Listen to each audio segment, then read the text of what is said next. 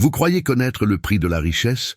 Un jeune homme pauvre offre chaque soir un repas à un mendiant dans les rues de Marseille. Un geste simple, désintéressé. Mais ce mendiant cache un secret qui va bouleverser sa vie à jamais. Car sous ses haillons se dissimule un milliardaire, son propre père, disparu depuis 22 ans.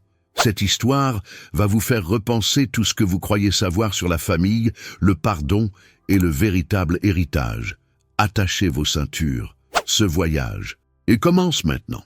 La nuit tombait sur Marseille comme un rideau de velours sombre, avalant peu à peu les dernières lueurs orangées qui caressaient encore la Méditerranée. Dans les ruelles étroites du Panier, là où les pierres anciennes gardent la mémoire des générations oubliées, Rémi Durand marchait d'un pas rapide, les épaules courbées sous le poids invisible de ses 22 ans.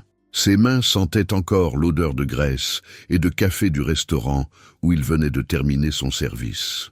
10 heures debout, à sourire aux clients qui ne le regardaient jamais vraiment, à porter des assiettes qu'il ne pourrait jamais s'offrir.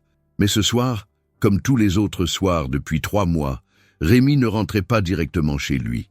Dans son sac à dos usé, enveloppé dans du papier aluminium, 3 portions de pâtes au basilic qu'il avait préparées avec les restes de la cuisine.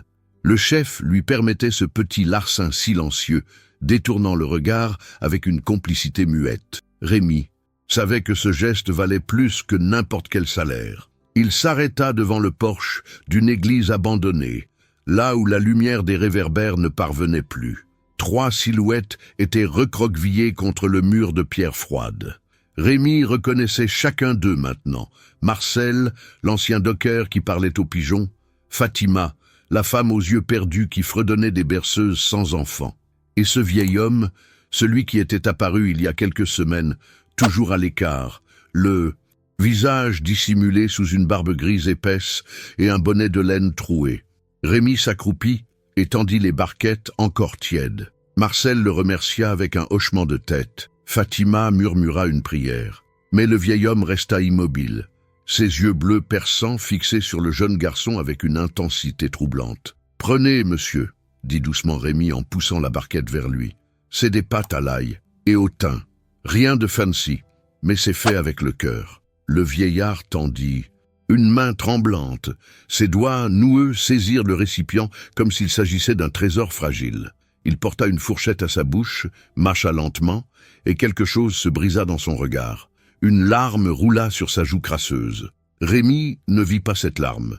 Il était déjà debout, ajustant son sac sur son épaule. Bonne nuit à tous. À demain. Et il disparut dans la nuit marseillaise, ses baskets fatiguées claquant sur les pavés humides.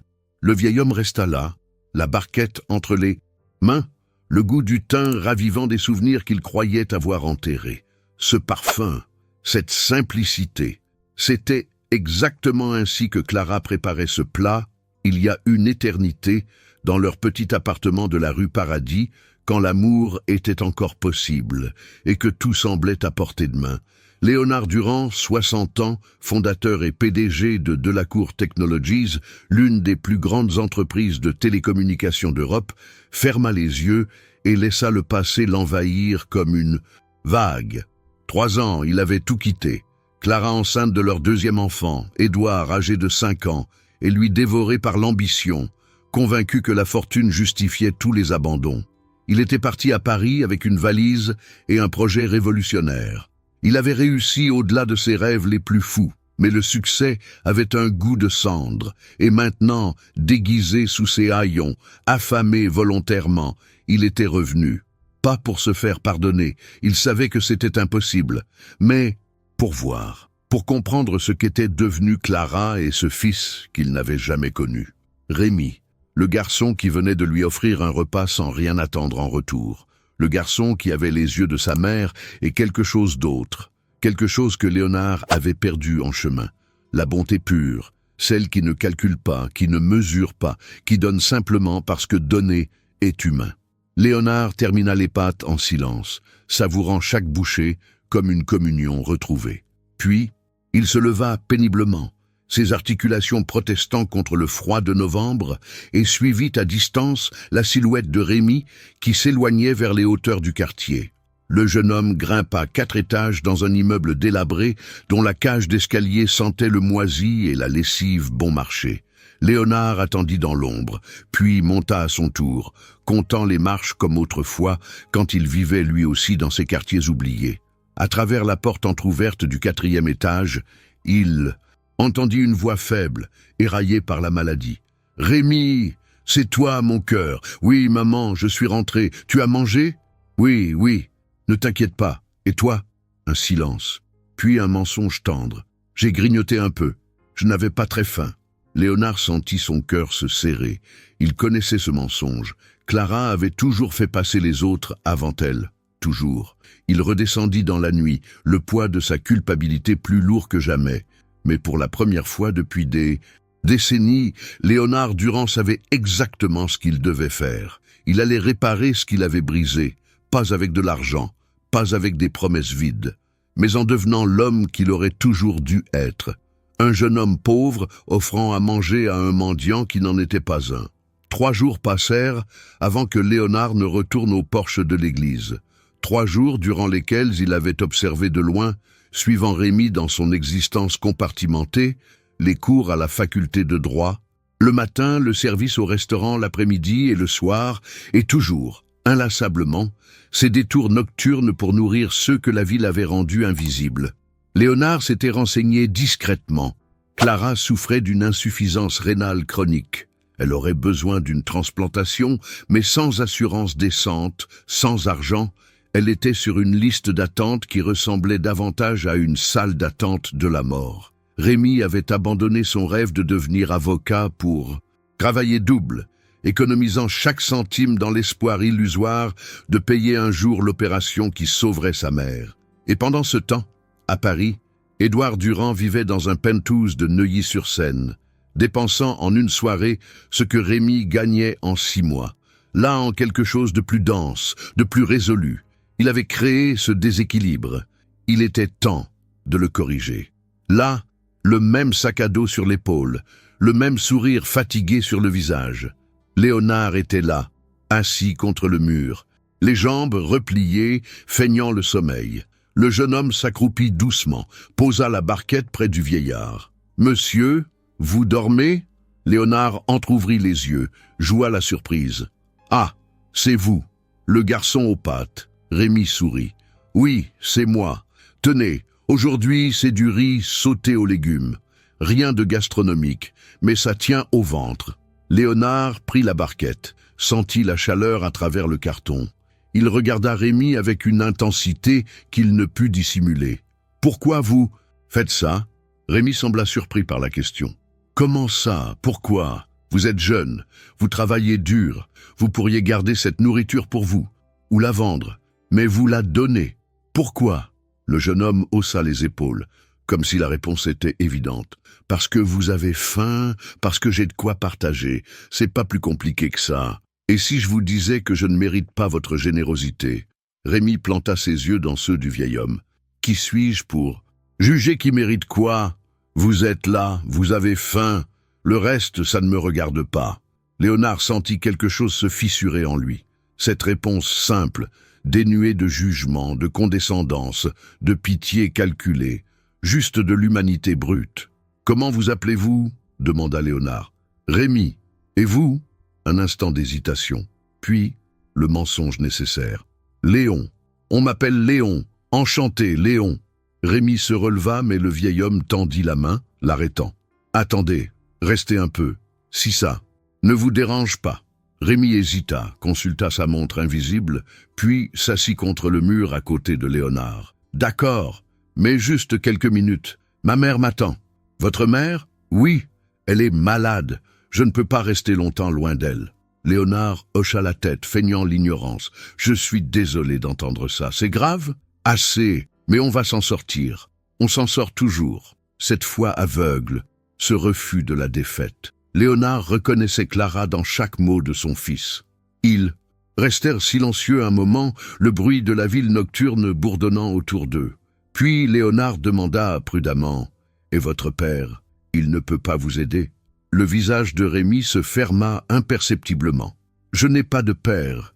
Il est parti avant ma naissance. Ma mère ne parle jamais de lui. Je crois qu'elle a trop mal pour ça. Chaque mot était un coup de poignard. Léonard serra les dents, avala la douleur. Peut-être qu'il a eu ses raisons.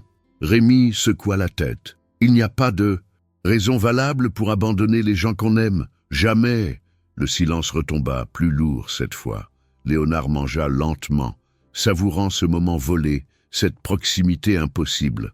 Son fils était là, à quelques centimètres, et ne savait pas, ne pouvait pas savoir. « Ces pâtes que vous m'avez données l'autre soir, » dit finalement Léonard, « avec le thym et l'ail.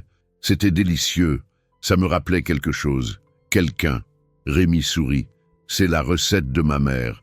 Elle me l'a apprise quand j'étais petit. Elle dit que c'est le plat de son enfance, simple mais plein d'amour. » Léonard ferma les yeux. « Oui, Clara, toujours Clara. Votre mère a l'air d'être une femme extraordinaire. Elle l'est. La meilleure. Elle a tout sacrifié pour moi. Maintenant, c'est mon tour de prendre soin d'elle. » Rémi se leva, épousseta son pantalon. « Je dois y aller, Léon, mais je reviendrai demain. Même heure. Merci, Rémi. Vraiment. » Le jeune homme fit un signe de la main et s'éloigna. Léonard le regarda partir, puis se leva à son tour. Il suivit Rémi à distance, comme les soirs précédents, mais cette fois avec une détermination nouvelle. Quand le garçon disparut dans son immeuble, Léonard resta dans la rue, levant les yeux vers la fenêtre éclairée du 4e étage. Derrière ses vitres sales, Clara vivait. Clara respirait. Clara survivait. Il sortit son téléphone de la poche intérieure de son manteau crasseux, composa un numéro. Une voix professionnelle répondit immédiatement. « Maître Blanchard à l'appareil. C'est moi. J'ai besoin que vous fassiez quelque chose. Monsieur Durand, où êtes-vous? Cela fait des semaines que... Écoutez-moi. Il y a une femme, Clara Durand, à Marseille. Elle est sur liste d'attente pour une transplantation rénale. Je veux qu'elle passe en priorité absolue, anonymement. Elle ne doit jamais savoir que l'argent vient de moi. Monsieur, ce genre d'intervention est... Je me fiche de savoir comment vous allez procéder. Trouvez un donneur compatible. Payez ce qu'il faut, mais faites-le. Maintenant, un silence. Très bien, je m'en occupe. Léonard raccrocha, rangea le téléphone. Puis il leva une dernière fois les yeux vers la fenêtre. « Pardon, Clara » murmura-t-il dans la nuit froide. « Pardon pour tout. » Et il s'en alla, disparaissant dans les ombres de Marseille, un mendiant qui valait des milliards, un père qui avait tout perdu sauf la possibilité de réparer l'irréparable.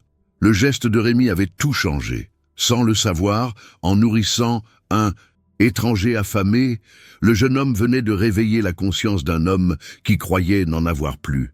Paris brillait, sous un ciel d'hiver impitoyable, froid et clair comme du cristal. Dans le 16e arrondissement, au cœur de Neuilly-sur-Seine, l'immeuble haussmannien où vivait Édouard Durand se dressait comme un temple dédié à la réussite. Façade immaculée, hall de marbre, ascenseur aux miroirs dorés. Tout ici criait l'argent, le pouvoir, l'illusion de l'immortalité. Édouard se tenait devant la baie vitrée de son salon, un verre de whisky Macallan 25 ans à la main, contemplant la Seine qui serpentait en contrebas. À 33 ans, il avait tout ce qu'un homme pouvait désirer. Un penthouse de 300 mètres carrés, une collection de voitures italiennes, un compte en banque qui gonflait chaque mois grâce aux virements automatiques de son père. Son père, cet homme qu'il n'avait pas vu depuis 8 ans, mais qui continuait de payer, de financer, d'entretenir son existence. Doré, Léonard Durand n'était pas un père, c'était une machine à distribuer de l'argent et Édouard avait appris depuis longtemps à actionner les bons leviers. Il ne savait rien de Marseille, rien de Clara, rien de Rémi, ou plutôt, il avait choisi de ne rien savoir. Le téléphone vibra sur la table basse, un numéro inconnu. Édouard décrocha avec agacement. « Oui, monsieur Durand ? Édouard Durand ? Lui-même. Qui est à l'appareil ? Je m'appelle Rémi. Rémi Durand, votre frère. » Le silence qui suivit fut absolu. Édouard se figea, le verre à mi-chemin entre la table et ses lèvres. « Je n'ai pas de frère, dit-il finalement, la voix plate. « Si, vous en avez un. Je suis le fils de Clara Durand et de Léonard Durand, votre demi-frère. J'ai 22 ans, et j'ai besoin de votre aide. » Édouard ferma les yeux, sentit la migraine monter. Il connaissait cette histoire. Son père la lui avait racontée un jour, dans un moment de faiblesse éthylique, des années auparavant. Une femme à Marseille, un enfant qu'il n'avait jamais voulu voir, un pan de vie qu'il avait enterré sous des tonnes de succès et d'oubli volontaire. « Qu'est-ce que tu veux? Ma mère est malade, elle a besoin d'une transplantation, je n'ai pas l'argent.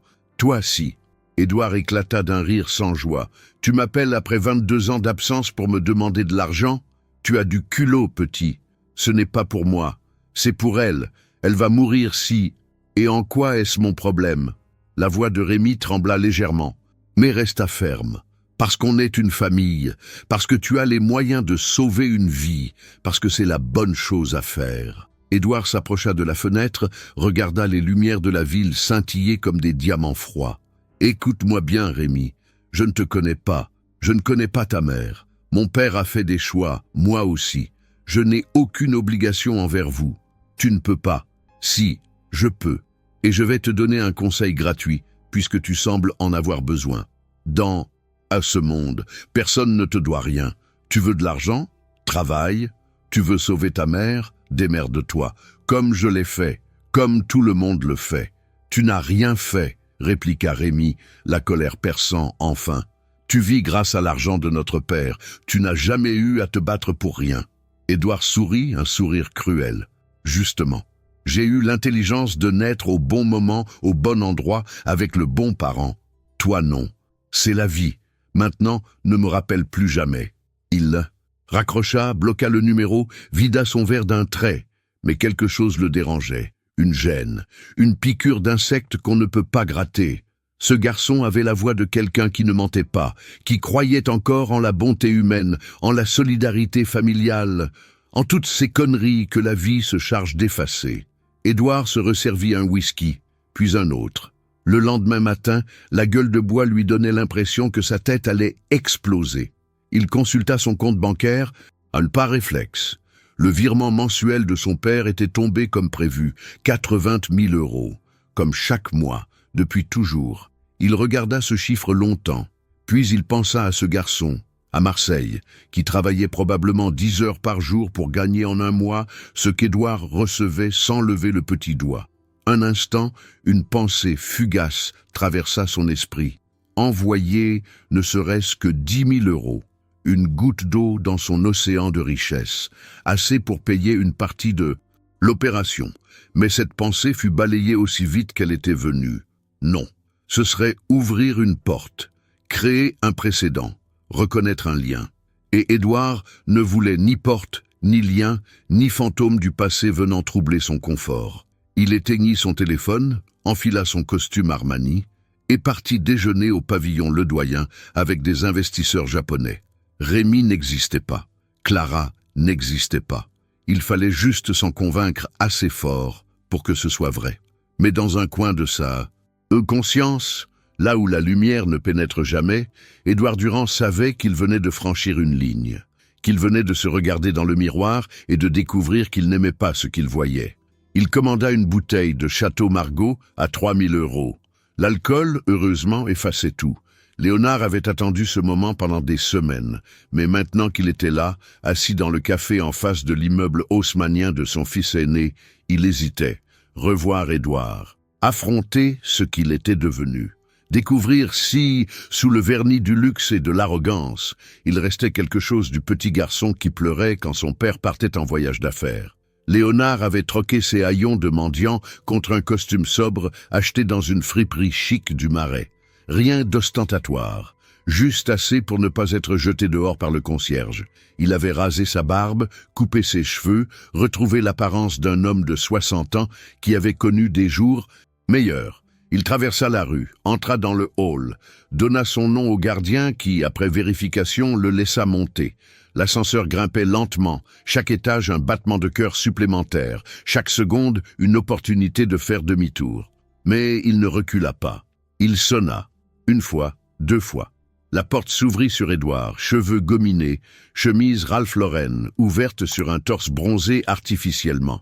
Il fronça les sourcils. « Oui, bonjour Édouard. » Le jeune homme le dévisagea, cherchant, puis le choc. Papa? Oui, c'est moi. Édouard recula d'un pas comme si son père était un fantôme, ce qu'il était, d'une certaine manière. Qu'est-ce que? Comment? Tu es censé être mort. Léonard entra sans y être invité, referma la porte derrière lui. Non, je ne suis pas mort, juste absent. Comme toujours. Édouard se ressaisit rapidement, retrouva son masque de contrôle. Qu'est-ce que tu fais ici? Après toutes ces années, je voulais te voir, te parler. Me parler? Maintenant, après 8 ans de silence? Léonard hocha la tête. Je sais, j'ai été un mauvais père, un père absent, mais je veux réparer. Édouard éclata de rire. Réparer? Comment tu comptes réparer, papa? Avec de l'argent? Tu m'as déjà tout donné. Qu'est-ce qu'il reste? Je voulais te parler de Marseille, de Clara, de ton frère. Le visage d'Édouard se figea. Comment tu sais pour... Je sais tout, Édouard. J'étais là-bas, j'ai vu Rémi, j'ai vu comment il vit, comment ta belle-mère survit. Et je sais qu'il t'a appelé, qu'il t'a demandé de l'aide. Un silence glacial s'installa. Et alors? Dit finalement Édouard, la mâchoire crispée. Et alors, tu lui as tourné le dos. Il n'est rien pour moi. C'est ton frère. C'est un étranger. Léonard s'approcha, planta ses yeux dans ceux de son fils. Qu'est-ce qui t'est arrivé, Édouard? Quand es-tu devenu aussi froid, aussi dur? Le jeune homme soutint le regard sans ciller. Le jour où j'ai compris que dans ce monde, on ne survit qu'en pensant à soi. Tu me l'as appris, papa, toi, en nous abandonnant, maman et moi, en choisissant ton entreprise plutôt que ta famille. Tu m'as montré la voie, je l'ai suivie. Chaque mot était une lame. Léonard sentit le poids de sa culpabilité s'alourdir encore. Je sais, et je le regrette, mais toi, tu peux faire différemment. Tu peux aider Rémi, aider Clara. Édouard secoua la tête. Pourquoi je ferais ça? Parce que c'est juste. La justice n'existe pas. Il n'y a que les forts et les faibles. Et je refuse d'être faible. Léonard recula bouleversé par ce qu'il voyait. Son fils était devenu une caricature de lui-même, une version amplifiée de tous ses défauts, sans aucune de ses qualités. « Ils vont bien ?» demanda soudain Édouard, la voix plus basse. « Qui? Clara. Le gamin. Ils vont bien ?» Une lueur d'humanité, fragile, presque imperceptible, mais présente. « Non, » répondit Léonard. « Clara est très malade. Rémi travaille jour et nuit pour la sauver. Ils n'ont rien. Mais ils ont de la dignité, de l'amour, des choses que l'argent ne peut pas acheter. » Édouard détourna le regard. « Tu veux que je fasse quoi? Que tu les rencontres? Que tu leur donnes une chance? Juste une chance. » Un long silence. Puis Édouard éclata d'un rire amer. « Tu sais quoi? Tu arrives trop tard, comme toujours. Je ne veux rien avoir à faire avec eux. Et si tu es venu ici pour me demander de partager mon héritage avec ce petit mendiant de Marseille, tu peux repartir tout de suite. Ce n'est pas ce que... Si, c'est exactement ce que tu es venu faire. Tu te sens coupable, tu veux te racheter, mais pas sur ton dos, sur le mien. Eh bien non, je refuse. » Léonard comprit qu'il avait perdu, que ce fils-là était irrécupérable, ou du moins pas encore prêt. « Très bien, » dit-il doucement. « Mais je veux que tu saches une chose. Ton frère t'a nourri. » Édouard fronça les sourcils. « Quoi? Il ne le sait pas. Mais il m'a nourri. Quand j'étais déguisé en mendigo, affamé dans les rues de Marseille, c'est Rémi qui m'a donné à manger, tous les soirs, sans rien demander, sans rien attendre, juste parce que c'était la bonne chose à faire. » Édouard resta immobile, le regard perdu. « Et toi, » continua Léonard, « avec toute ta richesse, tu n'as même pas pu lui envoyer 1 centime pour sauver sa mère. Alors demande-toi qui est vraiment pauvre, Édouard. Demande-toi qui est vraiment riche. » Léonard se dirigea vers la porte, l'ouvrit, se retourna une dernière fois. « Clara et Rémi ne savent pas que je suis vivant, et je préfère qu'ils ne le sachent pas encore. Alors si jamais tu changes d'avis, si jamais tu trouves le courage de faire ce qui est juste, ne leur dis pas que tu m'as vu. Compris ?» Édouard hocha la tête, la gorge serrée. Léonard sortit, laissant son fils seul dans son palais doré, avec pour seule compagnie le silence assourdissant de sa conscience. Dans le taxi qui le ramenait vers la gare, Léonard pleura pour la première fois depuis des décennies. Il avait 2 fils. L'un était pauvre, mais généreux, L'autre était riche mais misérable, et il était responsable des deux. L'hôpital de la Timone sentait le désinfectant et l'espoir fragile. Les néons blancs dessinaient des ombres dures sur les visages épuisés des familles qui attendaient, qui priaient, qui s'accrochaient à la possibilité d'un miracle. Rémi était assis dans la salle d'attente du service de néphrologie, les mains jointes entre ses genoux, fixant le carrelage usé, comme s'il pouvait y lire l'avenir. 3 heures qu'il était ici. Attendait. 3 heures depuis qu'on était venu le chercher au restaurant avec un message urgent. Venez immédiatement. Votre mère a été admise en urgence. Son cœur n'avait pas cessé de battre la chamade depuis. La porte à double battant s'ouvrit. Le docteur Marchand, chef du service, s'avança vers lui, son visage habitué à annoncer le pire comme le meilleur demeurant impénétrable. « Monsieur Durand ?» Rémi se leva d'un bond. « Oui. Comment va-t-elle ? Asseyez-vous, s'il vous plaît. » Ces mots terrifiants que personne ne veut entendre. Rémi s'assit, les jambes soudain incapables de le porter. Le docteur prit place à côté de lui, chercha ses mots. « L'état de votre mère s'est considérablement détérioré ces dernières semaines. Nous l'avons stabilisée, mais... Mais quoi? Elle a besoin d'une transplantation. Rapidement. Sinon... » Le silence compléta la phrase mieux que n'importe quel mot. Rémi sentit le monde se dérober sous ses pieds. Combien de temps? Quelques mois, peut-être, moins. Et la liste d'attente? 2 ans, minimum. Rémi ferma les yeux, les poings serrés à s'en faire blanchir les phalanges. Il doit y avoir une solution, un moyen d'accélérer. Je paierai, je trouverai l'argent, je vendrai tout ce que Monsieur Durand, l'interrompit doucement le médecin. Il se trouve que nous avons une nouvelle. Rémi ouvrit les yeux, accroché à cette lueur d'espoir. Quelle nouvelle?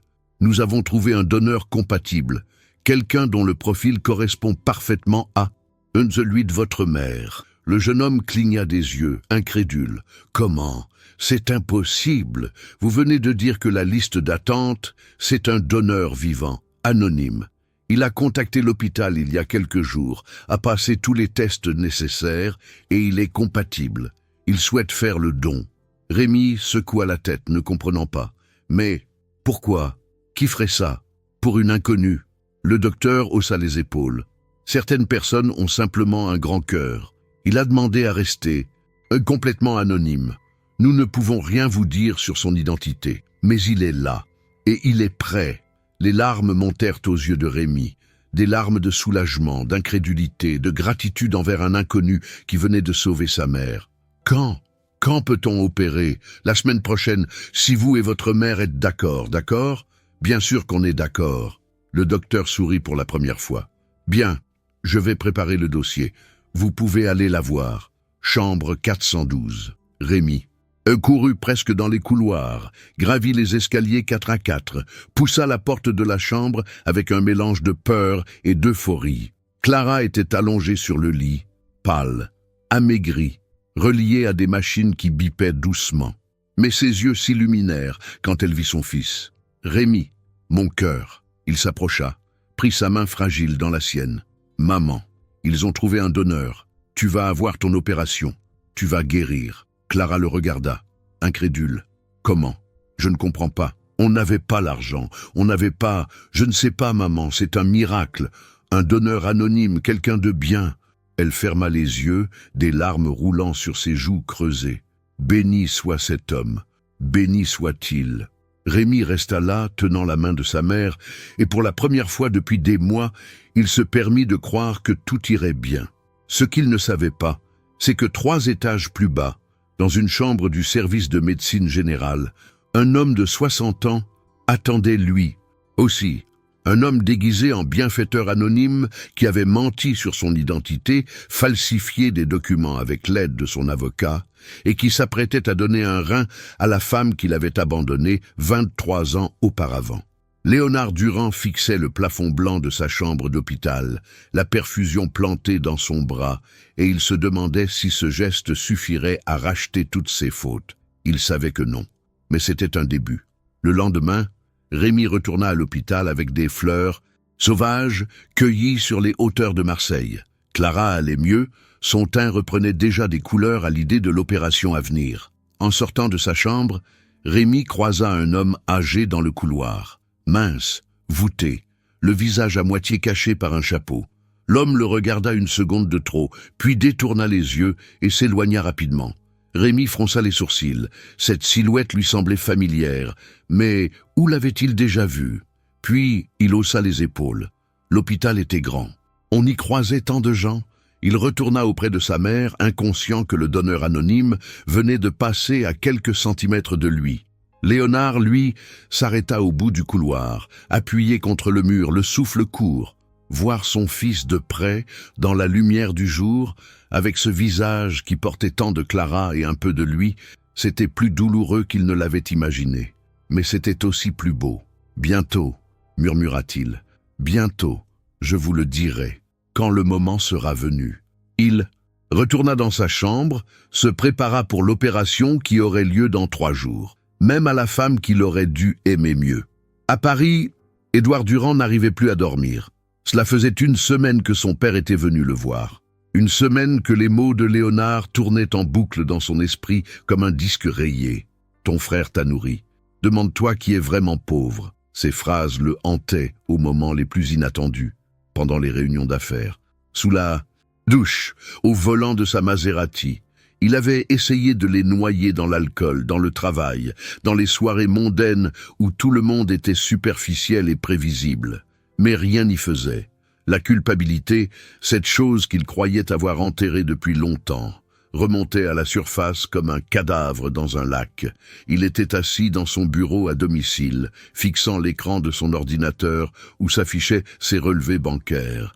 Les chiffres défilaient, des dizaines de milliers d'euros, dépensés en futilité, restaurants étoilés, bouteilles hors de prix, vêtements de créateurs. Et pendant ce temps, à Marseille, un garçon de 22 ans se tuait au travail pour sauver sa mère mourante. Édouard ferma l'ordinateur d'un geste brusque. « Pourquoi je m'en préoccupe ?» marmonna-t-il. « Ce n'est pas mon problème. » Mais même en le disant à voix haute, il savait que c'était faux. Il se leva, se servit un verre de cognac, alluma une cigarette qu'il fuma debout devant la fenêtre. Son téléphone sonna, un numéro qu'il reconnaissait, la secrétaire de direction de Delacour Technologies, l'entreprise de son père. « Oui, monsieur Durand ? Bonsoir, je vous appelle car nous avons détecté des mouvements bancaires inhabituels sur le compte personnel de votre père. » Édouard se raidit. Quel genre de mouvements? Des virements importants vers divers comptes? Un hôpital à Marseille? Des cabinets d'avocats? Des fondations caritatives? Près de 2 millions d'euros en 3 semaines. Le sang d'Édouard se glaça. 2 millions? Oui, monsieur. Nous avons pensé qu'il était important de vous en informer, étant donné que vous êtes le principal bénéficiaire en cas de... Eh bien, vous voyez, en cas de décès. Elle n'osait pas prononcer le mot. Mon père est... Il est vivant? Un silence. Nous pensions que vous le saviez, monsieur. Il a repris contact avec nos services il y a 1 mois.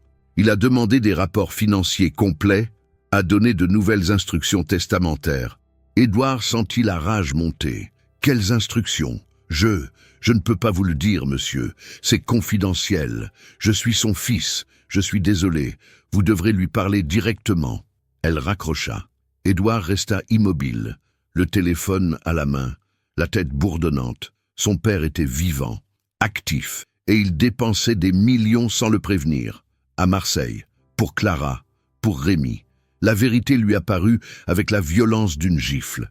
Léonard était en train de tout changer, de redistribuer la fortune, de refaire son testament. Et Édouard, le fils prodigue qui avait vécu dans l'opulence toute sa vie, risquait de tout perdre. Non, non, non, non, il ne laisserait pas faire ça. Édouard attrapa son manteau, ses clés, dévala les escaliers jusqu'au parking souterrain. Il monta dans sa voiture et démarra en trombe, direction Marseille. 5 heures de route, 5 heures pour préparer ce qu'il allait dire, ce qu'il allait faire. Il devait retrouver son père, le convaincre ou le forcer. L'héritage était en jeu, et Édouard n'avait pas l'intention de le partager avec un inconnu qui jouait les saints. Il roula toute la nuit, la rage au ventre, les mains crispées sur le volant. À l'aube, il arriva à Marseille. La ville se réveillait lentement, baignée par la lumière rose du soleil levant sur la mer. Édouard n'avait jamais mis les pieds ici. Cette ville lui semblait étrangère, presque hostile. trop vivante, trop bruyante, trop authentique. Il se gara devant l'hôpital de la Timone, pénétra dans le hall d'accueil. « Je cherche Léonard Durand, il doit être patient ici. » La réceptionniste consulta son ordinateur. « Monsieur Durand, chambre 307, service de chirurgie. » Mais les visites ne commencent qu'à... Édouard ne l'écouta pas. Il fonça vers les ascenseurs, monta au 3e étage. Il trouva la chambre, poussa la porte sans frapper. Léonard était allongé sur le lit, en blouse d'hôpital, une perfusion dans le bras. Il tourna la tête, vit son fils et soupira. « Édouard, demandez quand tu viendrais, qu'est-ce que tu fous ici ?» cracha le jeune homme. « Je sauve une vie, celle de cette femme, Clara. Oui. Pourquoi? Parce que je le dois. » Édouard s'approcha, le visage déformé par la colère. « Tu es en train de tout gâcher, de tout changer, l'héritage, les testaments. Tu ne peux pas faire ça. » Léonard le regarda calmement. « Si, je peux, et je vais le faire. Je suis ton fils, tu es mon erreur, comme je suis l'erreur de mon propre père. Mais Rémi est différent. Il mérite une chance. Et moi, je ne mérite rien. Tu as déjà tout, Édouard. Tu as eu l'argent, le confort, les opportunités, et regarde ce que tu en as fait. Rien. Tu es devenu un parasite doré. » Le coup porta. Édouard recula, les poings serrés, tremblant de rage et de honte. « Je te déteste, » murmura-t-il. « Je sais, » répondit Léonard avec une tristesse infinie. « Et je ne t'en veux pas. » Un long silence. Puis Édouard se détourna et sortit de la chambre sans un mot de plus. Dans le couloir, il jeta des bdins, croisa une infirmière qui poussait un chariot. « Pardon, mademoiselle, le patient de la 307, c'est quoi son opération? » « Greffe rénale. Il est donneur. Demain matin. » Édouard hocha la tête, s'éloigna. Donneur. Son père donnait un rein à cette femme. La femme qu'il avait abandonnée. Édouard sortit de l'hôpital, monta dans sa voiture et resta là, immobile, les mains sur le volant. Pour la première fois de sa vie, il réalisait qu'il était seul, vraiment seul, riche mais seul, et que ça ne valait rien.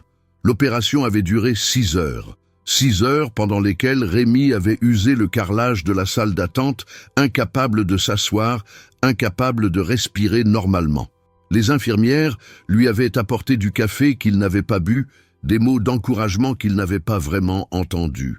Tout son univers s'était réduit à cette porte à double battant derrière laquelle sa mère luttait entre la vie et la mort. Quand le docteur Marchand était finalement sorti, son masque chirurgical pendant autour du cou, Rémi avait lu la réponse dans ses yeux avant même qu'il ne parle. « L'opération est un succès.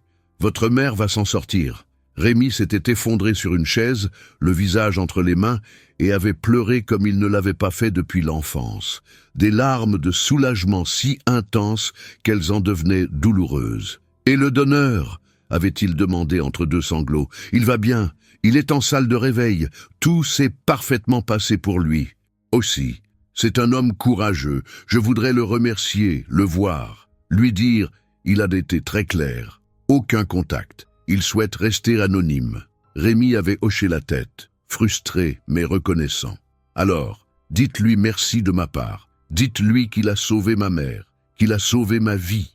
Dites-lui que je prierai pour lui chaque jour jusqu'à ma mort. » Le médecin avait souri. « Je le lui dirai. » 3 étages plus bas, dans une chambre de convalescence, Léonard avait ouvert les yeux lentement. Douleur dans son flanc était vive mais supportable. Il avait connu pire. La solitude, par exemple, le remords, la honte. Comparé à ça, une incision chirurgicale était une bénédiction. L'infirmière était entrée, avait vérifié ses constantes. « Comment vous sentez-vous, monsieur Martin ?» Martin, le faux nom qu'il avait donné. « Bien, fatigué mais bien.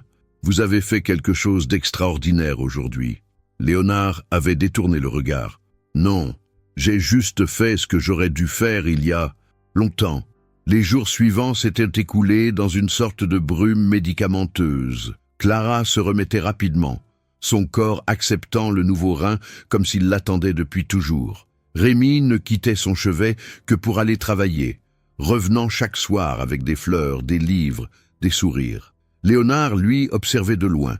Il avait demandé à être transféré dans une autre aile de l'hôpital pour éviter toute rencontre fortuite. Mais chaque soir, déguisé en visiteur, ordinaire, il passait devant la chambre de Clara, jetait un œil à travers la petite fenêtre de la porte, et chaque fois, son cœur se brisait un peu plus.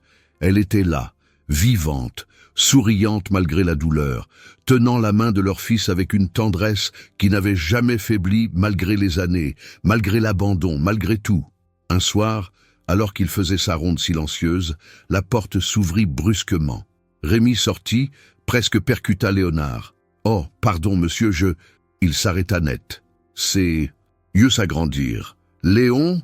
Léonard se figea. Merde, il avait oublié de remettre son déguisement de mendiant. « Rémi, bonjour, qu'est-ce que vous faites ici? Pensez vite, mentir bien. J'ai eu un petit problème de santé, rien de grave, un check-up de routine. » Rémi le dévisagea, visiblement surpris de voir le vieil homme propre, rasé, habillé décemment. « Vous allez bien? Oui, oui, et toi, ta mère ?» Le visage de Rémi s'illumina. « Elle va bien, elle a eu son opération. Un miracle, Léon, un vrai miracle, un donneur anonyme. Tu te rends compte ?»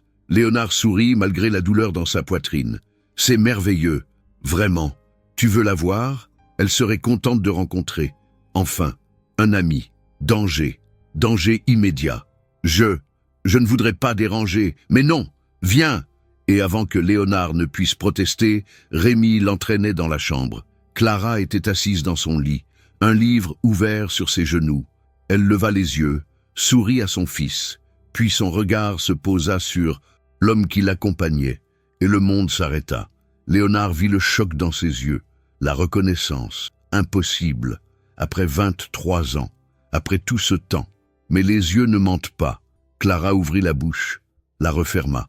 Une tempête d'émotions traversa son visage. Surprise, colère, incompréhension, douleur. « Maman ?» dit Rémi, inquiet. « Ça va ?» Elle cligna des yeux, se ressaisit avec une force que Léonard avait toujours admirée chez elle. « Oui, oui, mon cœur, juste un peu de vertige. » Elle regarda Léonard avec intensité. « Qui est ton ami? C'est Léon. Je te l'ai parlé de lui. Le monsieur que j'aide parfois. Il est patient ici aussi. » Clara hocha lentement la tête. « Enchanté, Léon. » Le prénom résonna entre eux comme un secret partagé. Clara savait. Bien sûr qu'elle savait. « Enchanté, madame, » répondit Léonard, la voix étranglée. Un silence étrange s'installa. Rémi regardait alternativement sa mère et Léon, sentant qu'il se passait quelque chose qu'il ne comprenait pas. « Bon, je vais vous laisser vous reposer, » dit finalement Léonard. « Je suis content que vous alliez mieux. » Il sortit rapidement, le cœur battant à tout rompre. Dans le couloir, il s'appuya contre le mur, essayant de reprendre son souffle. Elle savait. Et maintenant, la question était, qu'allait-elle faire? 2 mois s'étaient écoulés. Clara était sortie de l'hôpital, plus forte, guérie, miraculeusement remise. Rémi avait repris ses études à temps partiel, continuant de travailler, mais avec une charge moins écrasante. L'espoir était revenu dans leur petit appartement comme un printemps après un hiver trop long. Léonard, lui, était retourné à Paris, pas dans son penthouse de Saint-Germain, mais dans une chambre d'hôtel modeste du 11e arrondissement. Il passait ses journées à observer de loin l'empire qu'il avait bâti, Delacour Technologies, désormais dirigé par un conseil d'administration de requins en costume, qui avait transformé sa vision initiale en machine à profit sans âme. Édouard y siégeait, bien sûr. Son fils y était respecté, non pour ses compétences, mais pour son nom, pour l'argent qu'il représentait. C'était pathétique, mais ce soir, tout allait changer. L'hôtel de Crillon brillait de 1000 feux. Le gala annuel de Delacour Technologies rassemblait l'élite économique française, ministres, PDG, investisseurs, journalistes, champagne Krug, caviar beluga, orchestre philharmonique, le luxe dans toute sa splendeur obscène. Édouard était l'invité d'honneur. On allait lui remettre le prix du leadership visionnaire pour son travail au sein de l'entreprise. Un prix aussi vide que l'homme qui allait le recevoir. Il était debout sur l'estrade, en smoking Tom Ford, souriant au flash des photographes, serrant des mains, jouant son rôle à la perfection. Dans la salle, personne ne remarqua le vieil homme qui entrait discrètement par une porte latérale. Cheveux blancs peignés en arrière, costume gris anthracite, simple mais élégant, canne à pommeau, d'argent. Il avançait lentement, observant la foule avec un mélange de nostalgie et de dégoût. Léonard Durand était revenu. À ses côtés, Rémi marchait, mal à l'aise dans un costume emprunté trop grand pour lui. Léonard l'avait convaincu de venir à Paris pour une opportunité professionnelle. Le jeune homme ne savait pas encore ce qui l'attendait. « Pourquoi on est ici, Léon ?» chuchota-t-il. « Tu vas comprendre. Fais-moi confiance. » Ils s'approchèrent du bar. Léonard commanda 2 verres d'eau. Rémi scrutait la salle avec des yeux émerveillés. Il n'avait jamais vu autant de richesses concentrées en un seul endroit. Sur l'estrade, le président du conseil d'administration prit le micro. « Mesdames, messieurs, c'est avec un immense plaisir que nous célébrons ce soir l'excellence et la vision. Notre invité d'honneur, Édouard Durand, incarne les valeurs de notre entreprise. Ambition, innovation, réussite. » Applaudissements polis. Léonard sentit la bile monter. Mensonge. Tout n'était que mensonge doré. Mais avant de lui remettre son prix, continua le président, je voudrais rappeler que Delacour Technologies a été fondée il y a 35 ans par un homme d'exception, malheureusement disparu il y a quelques années. Léonard Durand, père d'Édouard, visionnaire, pionnier. Je ne suis pas mort. La voix avait résonné dans la salle, claire, forte, amplifiée par l'acoustique parfaite de la pièce. Tous les regards se tournèrent. Léonard avançait vers l'estrade, s'appuyant sur sa canne, Rémi à sa suite complètement perdu. Le président cligna des yeux, bouche ouverte. « Pardon ? J'ai dit, je ne suis pas mort. » Murmure dans la foule. Téléphone sorti. Caméra braquée. Sur l'estrade, Édouard était devenu blanc comme un linge. Léonard monta les marches lentement, se planta face au président. « Je suis Léonard Durand, fondateur de cette entreprise, et je suis venu reprendre ce qui m'appartient. » Le président recula. « Monsieur, c'est impossible. Vous êtes, on vous, et croyez mort. Oui, je sais, c'était pratique pour certains, mais les fantômes ont la fâcheuse habitude de revenir. » Il se tourna vers Édouard, qui tremblait légèrement. « Bonsoir, mon fils. » Édouard ne répondit pas. Il était incapable de parler. Léonard prit le micro des mains du président médusé. « Mesdames et messieurs, j'ai été absent longtemps, trop longtemps. Pendant mon absence, cette entreprise a perdu son âme. Elle est devenue ce que je redoutais le plus, un monument à la cupidité.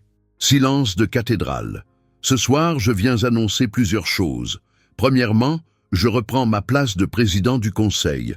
Deuxièmement, je vais procéder à une restructuration complète de l'entreprise. Nous allons revenir à nos valeurs fondamentales. Innovation au service de l'humain, pas du profit. » Il marqua une pause, laissa le suspense enfler. Et troisièmement, je vais modifier la répartition de mes parts. 49% de mes actions seront transférées à quelqu'un qui incarne tout ce que cette entreprise aurait dû être. Il se tourna, tendit la main vers Rémi, qui se tenait au pied de l'estrade, pétrifié. « Rémi Durand, mon fils, viens ici !» Le choc fut total. Rémi ne bougea pas. Il ne comprenait pas. Léon, son père, impossible. « Rémi, » répéta Léonard doucement, « s'il te plaît. » Le jeune homme monta sur l'estrade comme dans un rêve, ou un cauchemar. Face à face, père et fils se regardèrent. Les caméras immortalisaient chaque seconde. « Tu es, oui, je suis ton père, Léonard Durand, pas Léon le mendiant, et je suis désolé, désolé pour tout. » Les larmes montèrent aux yeux de Rémi. Colère, trahison, confusion, douleur. Pourquoi ? Pour me racheter, pour te prouver que tu mérites tout ce que je n'ai jamais su te donner. Dans la foule, le flash des appareils photo crépitait comme un feu d'artifice. Les journalistes se bousculaient. C'était le scoop du siècle. Édouard descendit de l'estrade sans un mot, traversa la salle sous les regards, sortit dans la nuit parisienne. Personne ne le retint. Léonard serra Rémi dans ses bras, malgré la résistance du jeune homme. « Pardonne-moi » murmura-t-il. « Pardonne-moi, mon fils. » 2 ans. Un père tenait son fils contre lui. Le reste du monde pouvait bien s'écrouler. Les journaux du lendemain explosèrent. Le retour du fantôme.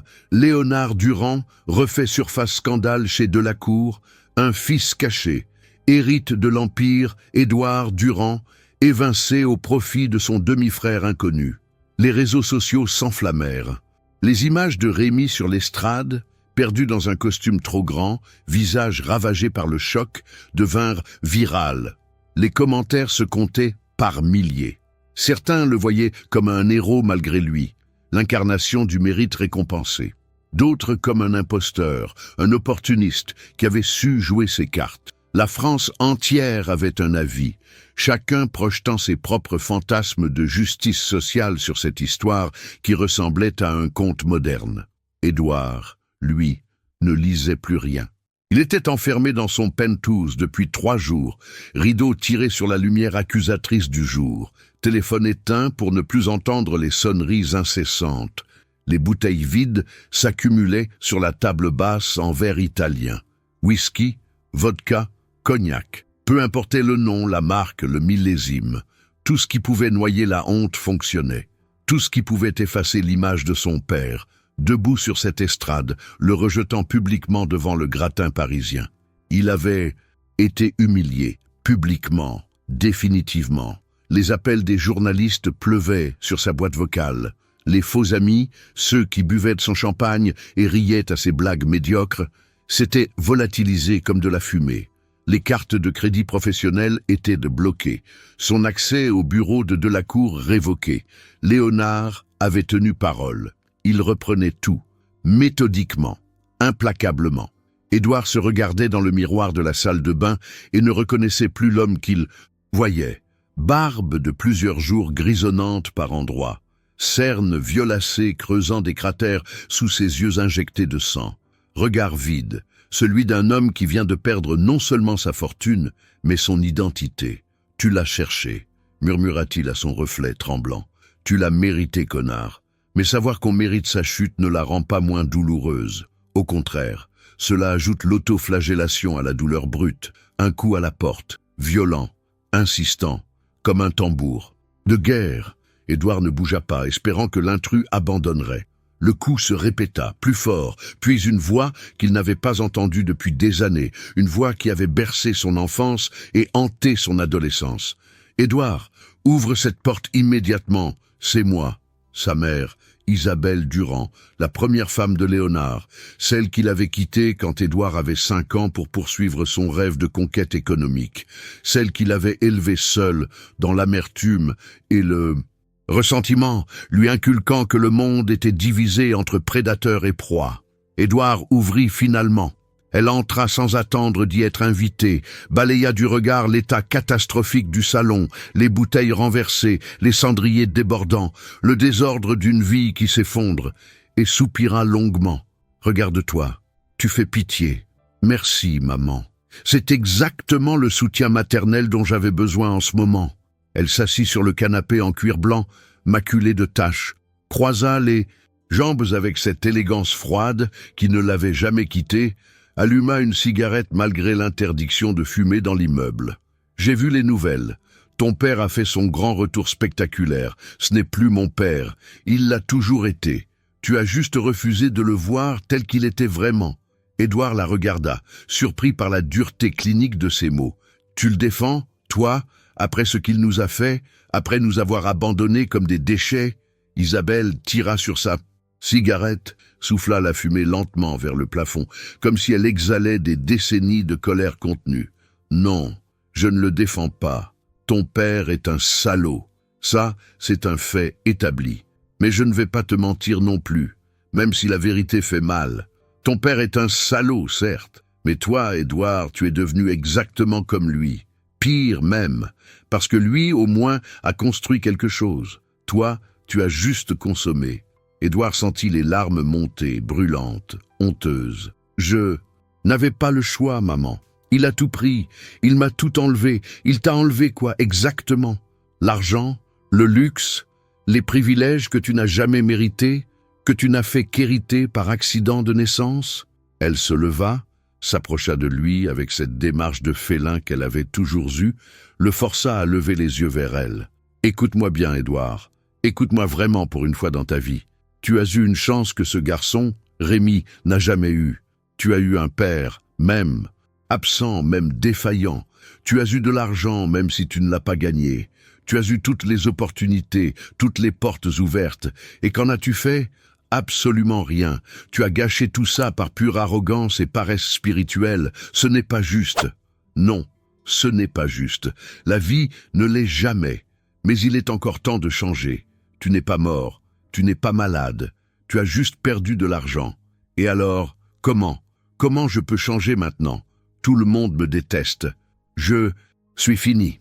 Isabelle posa sa main froide sur la joue mal rasée de son fils, un geste de tendresse rare chez elle, en devenant l'homme que tu aurais dû être depuis le début, en cessant de te cacher derrière l'argent et le nom de ton père, en trouvant qui tu es vraiment, sous le vernis doré, en construisant quelque chose par toi-même. Elle écrasa sa cigarette dans un verre vide contenant encore un fond de whisky, provoquant un grésillement désagréable, se dirigea vers la porte. « Et si tu as un minimum de courage dans les veines, tu iras à Marseille. Tu iras voir ce frère que tu as méprisé et humilié au téléphone. Et tu lui demanderas pardon. Pas pour lui, pour toi. Parce que c'est la seule façon de recommencer à te regarder dans un miroir sans avoir envie de vomir. » Elle sortit, laissant Édouard seul avec ses démons qui hurlaient maintenant plus fort que jamais.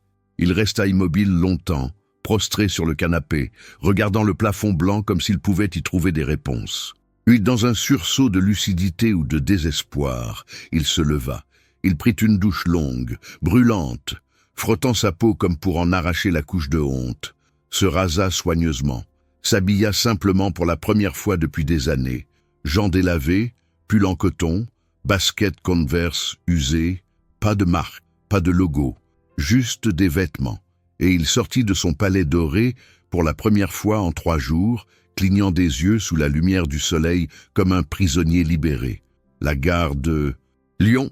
À Marseille, Rémi n'avait pas dormi depuis la révélation du gala. Il était rentré le soir même, les oreilles encore bourdonnantes des flashs des photographes, le cœur encore déchiré par la trahison. Il avait trouvé Clara éveillée, assise à la table de la cuisine éclairée par une seule lampe, les mains autour d'une tasse de thé froid depuis longtemps. « Tu savais », avait-il dit en entrant. Ce n'était pas une question, c'était une constatation, lourde de reproches non formulés. « Oui, je l'ai reconnu à l'hôpital, dès que je l'ai vu. Pourquoi tu ne m'as rien dit ? Pourquoi ce silence ? Parce que ce n'était pas à moi de le dire, c'était à lui, c'était son secret, son fardeau. Pas le mien. » Rémi s'était effondré sur une chaise, comme si toute l'énergie qui le maintenait debout s'était évaporée. « Il m'a menti, maman. Pendant des semaines, il m'a regardé dans les yeux, il a partagé mes repas, mes conversations, et il a menti. Chaque jour, chaque mot était un mensonge. » Dessus la table, il touchait celle de son fils, cette main qui avait nourri des inconnus, cette main généreuse qui ne savait pas garder. Il a aussi donné un rein, pour me sauver, pour nous sauver. Il a littéralement donné une partie de son corps. C'est le minimum qu'il pouvait faire après nous avoir abandonnés. Après 22 ans d'absence, oui, c'est le minimum. Mais combien de gens font même le minimum, Rémi? Il l'a fait quand même. Il est revenu, il a payé, il a souffert. Rémi avait pleuré, la tête sur une table en bois usée par les années, et Clara avait caressé ses cheveux noirs, comme quand il était petit, et qu'il avait peur des orages. « Je ne veux pas de son argent », avait murmuré Rémi entre 2 sanglots. « Je ne veux pas de son empire. Je veux juste comprendre pourquoi. Pourquoi nous? Pourquoi toi? Alors demande-lui. C'est la seule façon d'avoir la paix. Je ne peux pas. Je ne peux pas le voir. Pas maintenant. » Mais le lendemain matin, alors que le soleil se levait sur Marseille, Léonard était venu. Il avait sonné à la porte du petit appartement du 4e étage, était resté là sur le palier qui sentait l'eau de Javel et la friture de la veille, attendant, le cœur battant si fort qu'il croyait qu'on pouvait l'entendre à travers la porte. Clara avait ouvert après une longue minute. Il s'était regardé. 23 ans d'absence cristallisés dans ce regard, 2 vies parallèles qui se croisaient enfin. « Clara, Léonard, je peux entrer ? C'est chez toi aussi. Techniquement, tu as payé ? Pour tout maintenant. » Il avait souri tristement, ce sourire qu'elle avait aimé autrefois. « Non, ce n'est plus chez moi depuis longtemps, si ça l'a jamais été. » Elle l'avait laissé entrer. Rémi était assis sur le canapé usé, raide comme une statue de marbre, les mâchoires tellement crispées qu'on voyait les muscles saillir. Léonard s'était assis en face de lui, sur le fauteuil défoncé qui avait connu des jours meilleurs. Le silence était lourd, épais, presque solide, comme une présence fantomatique dans la pièce. « Je sais que tu me détestes », avait commencé Léonard, la voix rauque. « Je ne te déteste pas. Comment pourrais-je détester quelqu'un que je ne connais pas ? Je ne te connais pas assez pour te détester. Tu es un étranger qui partage mon ADN. Tu as raison, et c'est entièrement ma faute. Pourquoi tu es parti ? La question, la seule qui comptait vraiment, celle qui avait hanté Rémi toute sa vie. Léonard avait pris une grande inspiration, comme un plongeur avant de sauter. Parce que j'étais jeune, stupide et convaincu que la réussite professionnelle valait tous les sacrifices. Parce que j'ai cru que l'argent pouvait remplacer l'amour, que le succès pouvait combler le vide. Parce que j'étais lâche. Voilà, le mot est lâché. J'étais un lâche qui fuyait les responsabilités en les habillant d'ambition. Et maintenant je sais que j'avais tort. Sur absolument tout. L'argent ne vaut rien sans les gens qu'on aime. L'empire ne vaut rien si on est seul au sommet.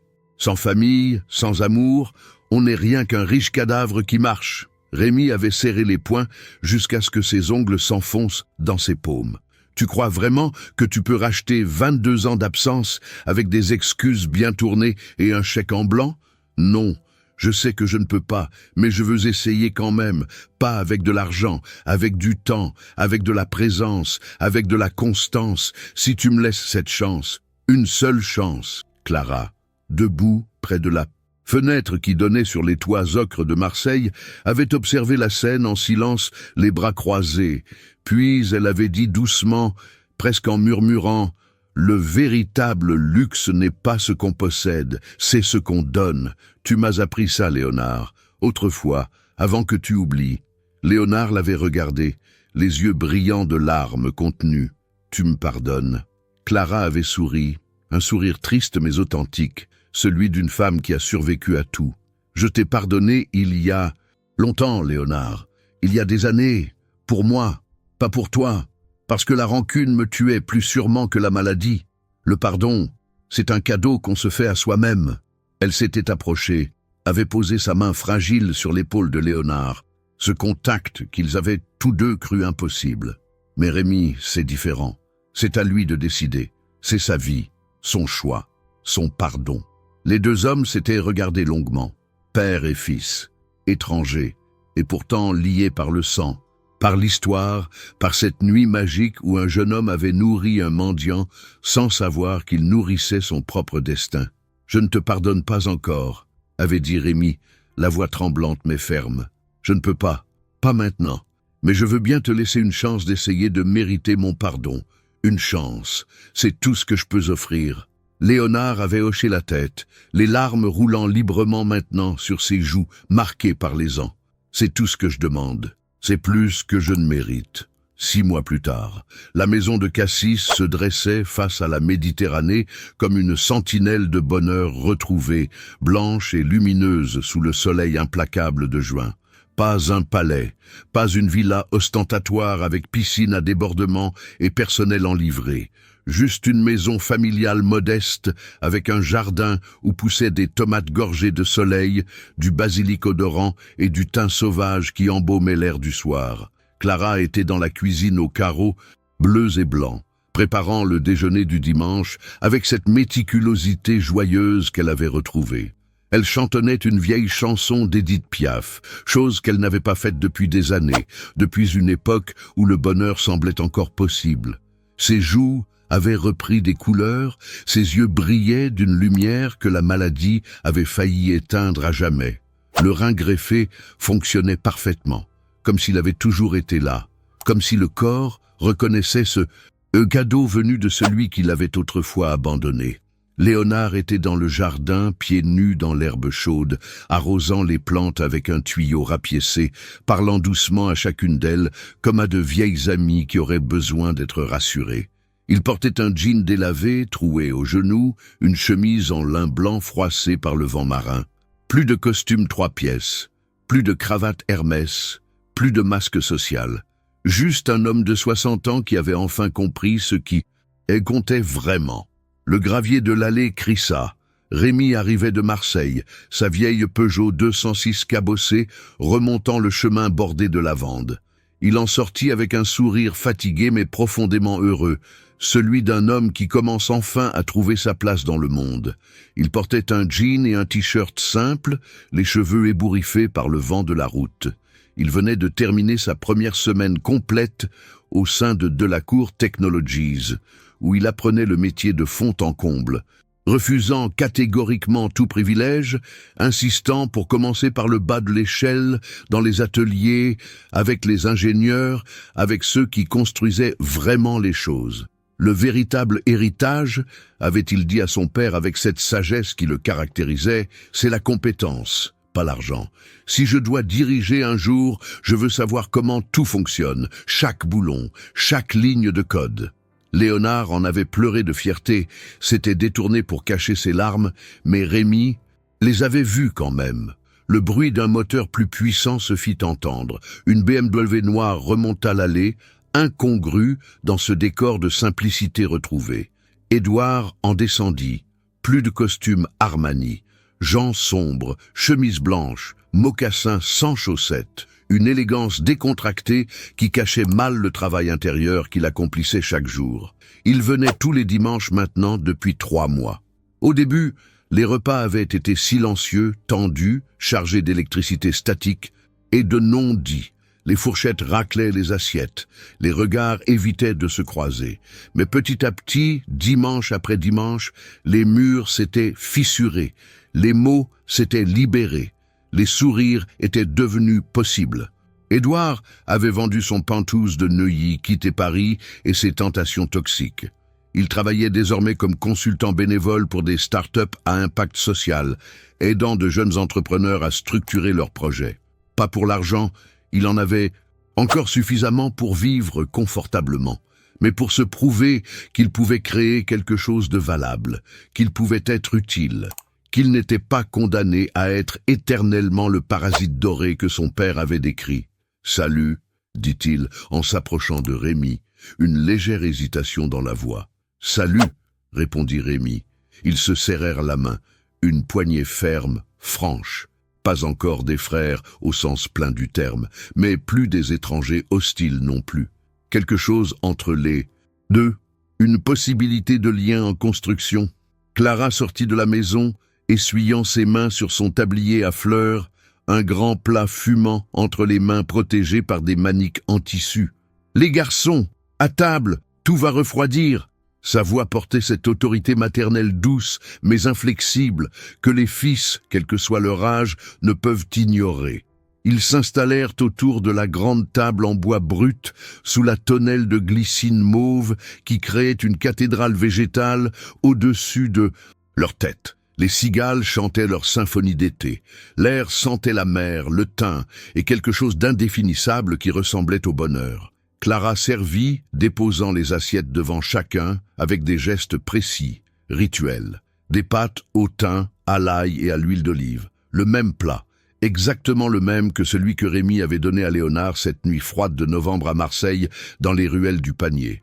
Le plat qui avait tout changé, le plat qui était devenu, sans que personne ne l'ait planifié, le symbole de leur rédemption collective. Léonard prit une fourchette, enroula les pâtes avec une lenteur méditative, les porta à sa bouche, mâcha lentement, ferma les yeux. Les souvenirs affluèrent comme une marée. La première fois que Clara lui avait préparé ce plat, dans leur minuscule studio de la rue Paradis, quand ils avaient 20 ans et que tout semblait possible, que l'avenir était une page blanche remplie de promesses. La nuit où Rémi le lui avait offert, dans la rue, sans savoir à qui il le donnait, ce geste désintéressé qui avait réveillé sa conscience morte. Et maintenant, ce moment suspendu, autour de cette table, avec sa famille reconstituée, imparfaite, blessée, mais présente, tellement présente. « C'est bon ?» demanda Clara, guettant les réactions comme une artiste attend le verdict sur son œuvre. « C'est parfait !» répondit Léonard, la voix étranglée d'émotion. « Exactement comme dans mes souvenirs. Mieux, même. » Édouard regardait son assiette avec une intensité étrange, comme s'il y cherchait des réponses à des questions qu'il n'osait pas formuler. Puis il leva les yeux vers Rémi, de l'autre côté de la table. « Merci, dit-il soudain, le mot sortant presque malgré lui. « Pourquoi ?» demanda Rémi, sincèrement surpris. « Pour m'avoir montré ce que signifie vraiment être riche, pour m'avoir démontré, sans le vouloir, que j'étais le plus pauvre d'entre nous alors que j'avais tout l'argent. » Rémi sourit, ce sourire généreux qui lui était naturel. On est tous en train d'apprendre. Chaque jour, aucun de nous n'a fini son chemin. Ils mangèrent dans un silence paisible qui n'avait rien d'inconfortable, bercé par le bruit régulier des vagues en contrebas qui venaient mourir sur les rochers, par le chant entêtant des cigales cachées dans les pins parasols, par la douceur presque tangible de l'été provençal qui enveloppait tout comme une bénédiction.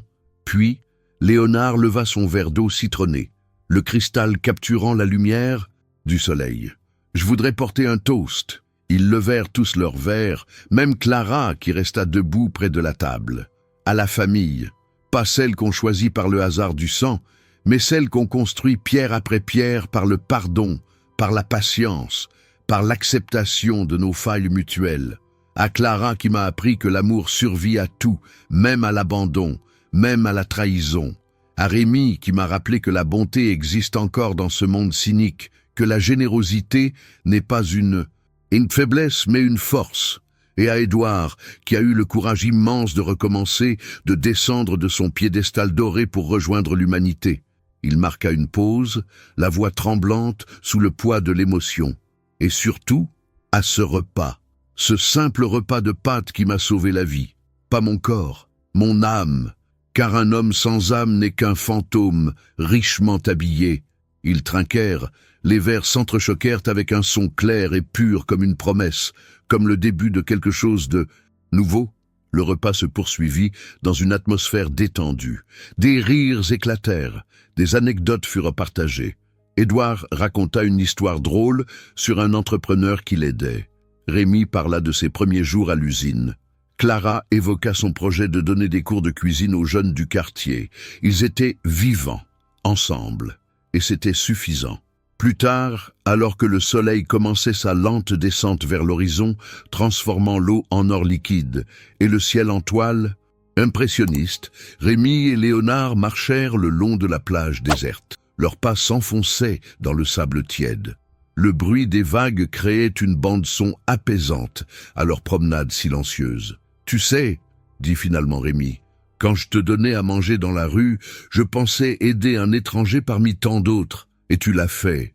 À l'époque, j'étais un étranger, même pour moi-même. Peut-être surtout pour moi-même. Crois-tu qu'on peut vraiment changer? Fondamentalement ?» Léonard s'arrêta, se tourna vers son fils, la lumière du couchant illuminant son visage ridé. « Oui, je le crois. Pas en effaçant le passé, ça c'est impossible.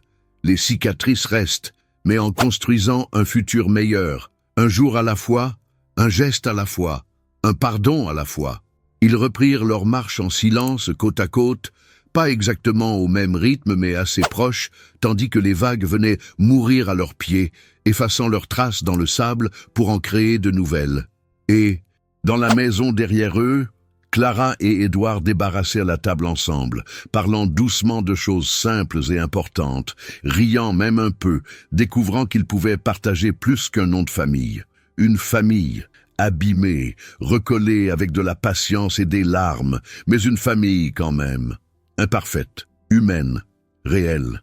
Parce qu'un jour, dans les rues froides de Marseille, un jeune homme pauvre avait nourri un mendiant, sans savoir qu'il nourrissait son propre destin, sans savoir que dans ce geste simple, généreux, totalement désintéressé, se cachait le pouvoir mystérieux de changer des vies, de transformer le plomb en or, de créer des miracles, sans savoir que le véritable héritage n'est jamais fait d'argent, de titres de propriété, d'actions en bourse ou de comptes numérotés dans des paradis fiscaux, mais d'amour patient, de pardon difficile et de pâtes au teint partagé sous un ciel étoilé, entre des gens qui ont décidé de se donner une seconde chance. Et voilà, notre histoire se termine ici, mais la question reste. Quel est pour vous le véritable luxe dans la vie? Écrivez-le en un seul mot dans les commentaires. Si cette histoire vous a touché, laissez un like. Abonnez-vous à Radio Romance pour ne rien manquer. Et aidez-nous à atteindre nos 1000 abonnés. Chaque inscription compte, tout comme chaque geste de générosité compte dans ce monde.